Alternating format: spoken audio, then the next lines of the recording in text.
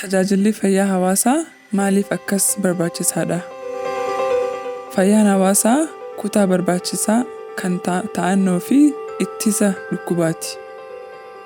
Kanaaf dhukkuboonni akkamitti uumamu?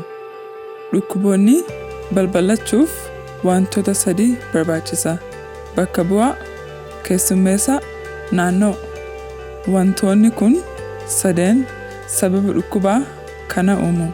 Dhukkuboonni babalachuuf wantoota kana hunda barbaadu. Bakka bu'aa jechuun jarmii, keemikaala yookaan sababa qaama ka dhukkubaa fidu yookaan qaama miidhamu, fakkeenyaaf vaayirasii, baakteeriyaa, raadiyeeshinii, balaa qaama, keemikaala. Keessummeessitu jechuun namootaa fi bineensota ka dhukkubni qabu, fakkeenyaaf ijoollee, ollaa, bineensota manaa ofii keenya. Naannoo jechuun naannoo bakka bu'aan tokko keessummeessituu bira ga'uuf keessa dabruu qaba.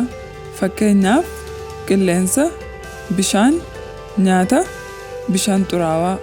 Qabxiileen naannoo kun qulqullina fayyaa keenyaaf gumaacha qabu. Yeroo weerarri dhukkubaa uumamu epidemiolojii laaboraatoorii fayyaa hawaasaa dhukkuba kana dhaabuuf waliin hojjechuu. Ogeeyyiin dhibee keessummeessituu irratti xiyyeeffannoo kennuuf gaafatu. Eenyu, yoom, eessa? Warri laaboraatoorii ergama irratti xiyyeeffatuuf gaafatu. Maal? Ogeeyyiin fayyaa hawaasaa naannoo irratti xiyyeeffachuun gaafatu. Akkam? Maaliif? Waliin to'atuun epidemiolojii qorannoo saayinsii haala fayyaa fi dhukkuba uummata keessatti laaboraatoorii fi tajaajilli fayyaa hawaasaa dhukkuba to'atu. Dhukkubni tokko akkamittii fi maaliif akka uumamu deebisuun karaa itti ergamtoota keessummeessitoota irraa ittisan argachuuf gargaara. Kanaafuu gara sababa 3 dhukkuba fidutti haa deebinu. Laaboraatooriin epidemiolojii fi tajaajilli fayyaa hawaasaa waliin hojjechuun sababa 3 ka dhukkuba fidu ta'a.